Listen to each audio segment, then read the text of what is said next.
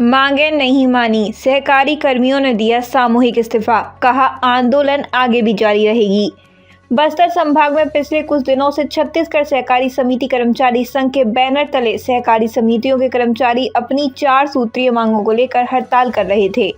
3 नवंबर से की जा रही हड़ताल में अब तक मांगों के पूरा नहीं होने से नाराज कर्मचारियों ने सोमवार को सामूहिक रूप से इस्तीफा दिया और कहा कि हम जब तक हमारी मांगें पूरी नहीं होंगी तब तक वह काम नहीं करेंगे।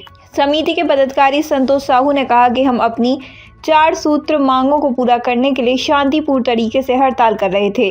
सरकार इस हड़ताल को खत्म करने के लिए लगातार दबाव बना रही है, लेकिन कर्मचारी दबाव के आगे झुकने वाले नहीं हैं। वहीं बस्तर संभाग सचिव कुमार रेणुका पाल ने बताया कि पिछले कई वर्षों से हम अपनी समस्याओं एवं मांगों के समाधान के लिए निरंतर प्रयास कर रहे हैं, लेकिन इसके उपरांत भी शासन द्वारा किसी भी प्रकार की ठोस एवं प्रभावी कार्रवाई नहीं की गई। वर्तमान परिस्थितियों में कार्य करना हमारे लिए अत्यंत कठिन एवं असहनीय हो गया है। संभागीय उपाध्यक्ष योगेश शर्मा ने कहा, कर्मचारियों का कहना है कि वे मानसिक रूप से तनावग्रस्त हैं।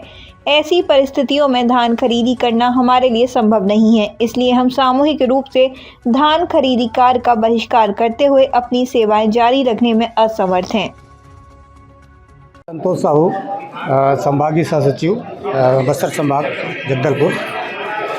मैं आपको बताना चाहूँगा कि विगत कई वर्षों से हम 4 सूत्री मांगों को लेकर आज हमारा 15 दिन हो चुका है, लेकिन शासन प्रशासन हमारी चारों मांगों को अन्यथा ले रही है और उसके बारे में कोई भी सुनवाई नहीं कर रही है। और शासन ये बोल रही है कि हमारी सारी व्यवस्था पूर्ण हो चुकी है, लेकिन धरातल पे कुछ भी नहीं है। और आज हम अपनी मांगों को पूर्ति करने के लिए हमने क्या किया, अभी तक हमारी बात को नहीं मानी तो हमने स्वेच्छा से पूरे बस्तर संभाग के 7 जिला में हम सामूहिक रूप से इस्तीफा दे रहे हैं। और इस्तीफा हम माननीय राज्यपाल के नाम से बस्तर संभाग और अपने जीआर साहब को देने जा रहे हैं और बस्तर संभाग के समस्त कर्मचारियों का सामूहिक रूप से इस्तीफा प्रस्तुत करने जा रहे हैं। हम लोग रेणुका पाल बस्तर संभाग सचिव के पद पर हूँ और हम लोग यहाँ 16 दिन अपनी 4 सूत्रीय मांगों को लेकर हड़ताल में डटे हुए हैं।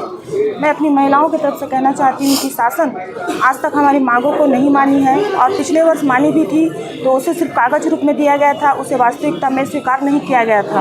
और इस वर्ष हम लोग तब तक डटे रहेंगे जब तक हमारी मांगों को कैबिनेट में मुहर नहीं लगाया जाता है। पर अभी सुनने में आ रहा है कि गिरफ्तारियां हो रही हैं, अगर आप आंदोलन करें तो आपके ऊपर में गिरफ्तारी का एक जो डर जो शासन आपको दिखा रही है, इसका जवाब आप किस तरह से देंगे? हम लोगों को बिल्कुल भी डर नहीं है, क्योंकि हम लोग तैयार हैं। क्या करेंगे, ज़्यादा से ज़्यादा जेल में रखेंगे ना, यहाँ भी तो हम लोग जेल के समान ही हैं। योगेश शर्मा है, मैं संभागीय उपाध्यक्ष के पद पर हूँ, जिला बीजापुर से हूँ मैं।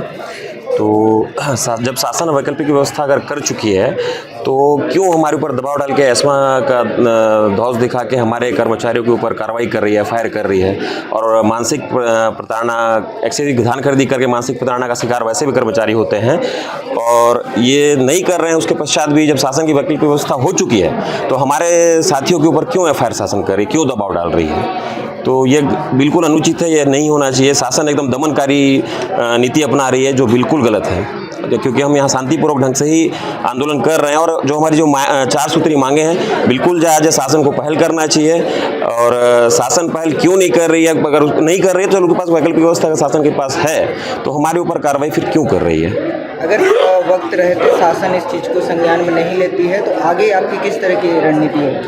आगे हमारा जो संघ है बिल्कुल इस बार तो हमारी ये जो आंदोलन है कई सालों से चलता है, ऐसा नहीं कि इसी वर्ष ने हम लोग शासन से, पिछले वर्ष भी हमने हड़ताल किया था। पिछले वर्ष तो शासन द्वारा लिखित में हमें दिया गया था कि सुखद का प्रावधान किया जाएगा, परंतु लिखित में देने के बाद भी शासन वहाँ पे झूठी साबित हो चुकी है, जो बिल्कुल हमको सुखद देने को तैयार नहीं है। जब पिछले बार दे चुके थे, लिखित में दे चुके थे, इस बार हमसे बात करने तक को तैयार नहीं है शासन। ये बिल्कुल गलत है, अनुचित है।